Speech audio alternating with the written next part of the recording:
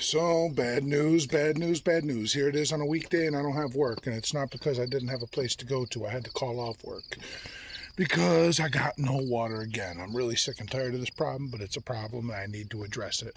Now, I'll give you a little bit of backstory.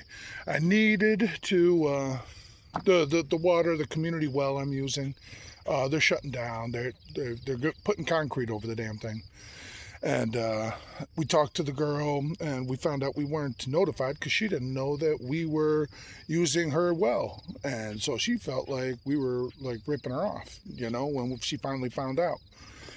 We explained, no, this, that. Well, we had to, I thought it was weird. We weren't getting any water bills. And so we came to the agreement she was not going to concrete over the well and shut off our water until we got our new well dug. And in exchange, we had to, she was going to back charge us, but we had to pay for a long time of water. So we were giving her $100 a week until we're paid up, and we still have a few more payments to make to get her completely paid up. And in the meantime, she's given us the grace to not shut off our water until we have our own personal well dug. I had to borrow $4,500 for a down payment for $17,500 financing. So I borrowed the $4,500. The way I explained it was to the people that I borrowed the money from. I said, look, I bought the land for $20,000. It had water, electricity, and a septic tank. And if it doesn't have water, the worth of the land plummets. But if you lend me the money and then I'm able to get my own personal well dug, having your own personal well increases the price of your land.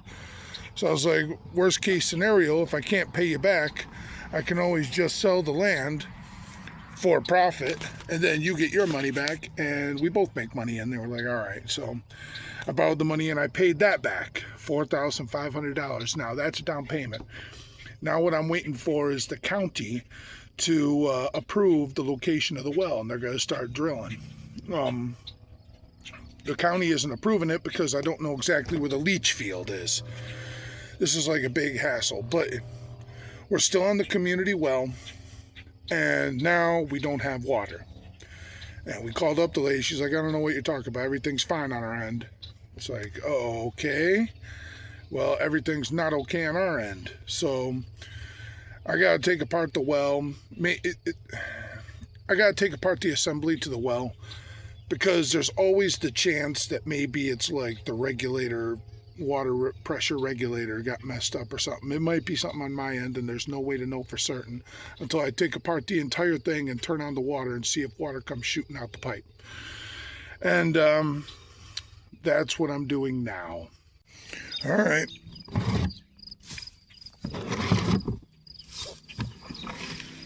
Here we go.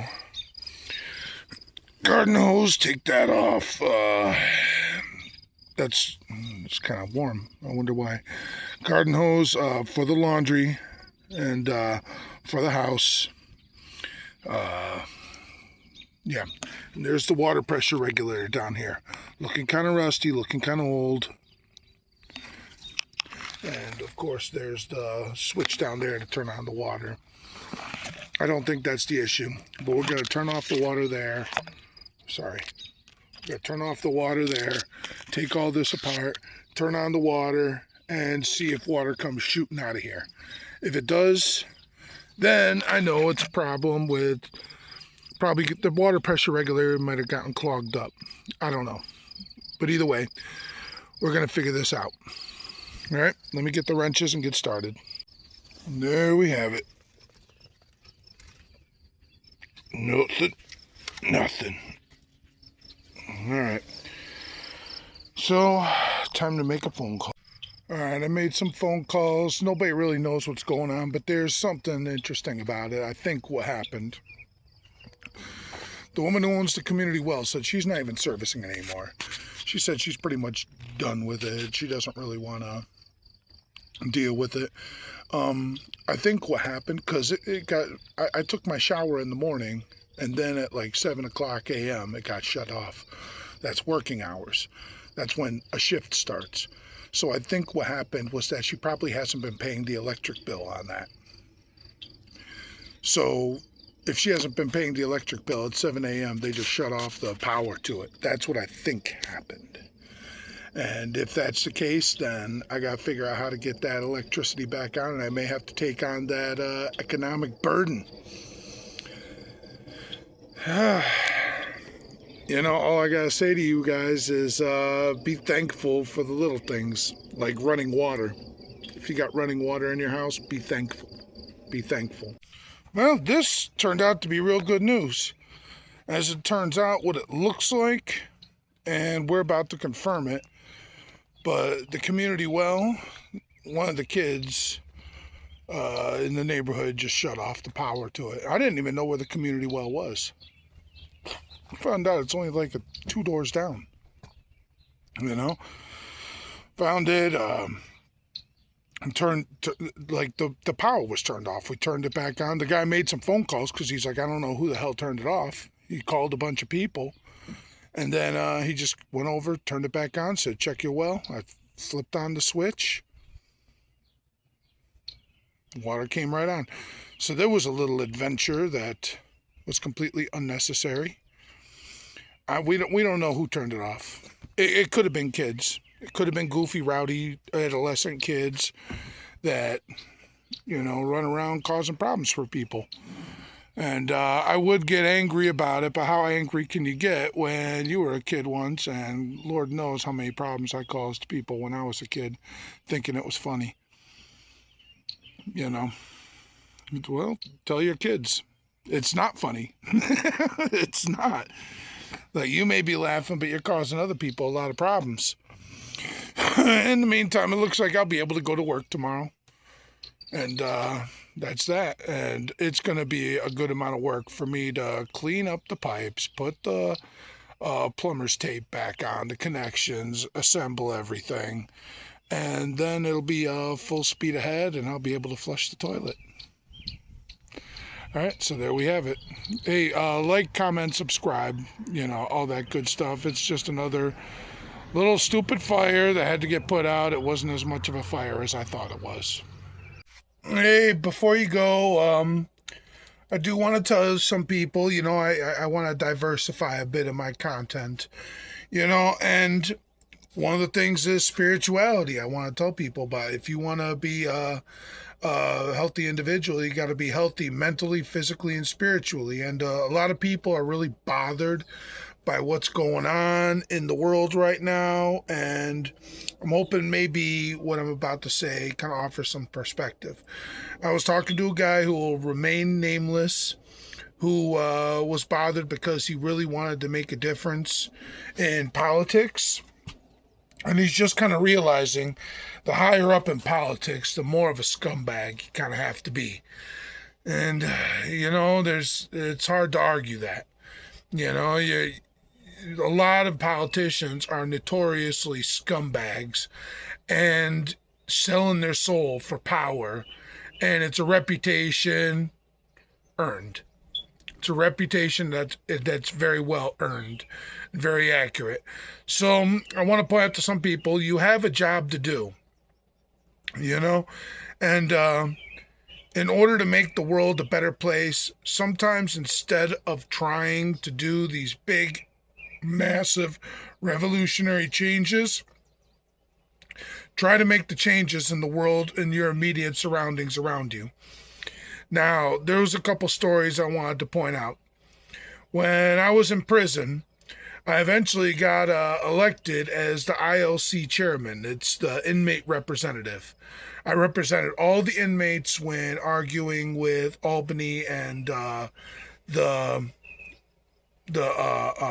captains and superintendent of the prison, right? And one thing was because of COVID, our visitations got shut down, and we drummed up money from that, from the clicks and from the pictures, and also the vending machines and everything, and we weren't getting the money. Therefore, the remote controls to our television weren't getting batteries.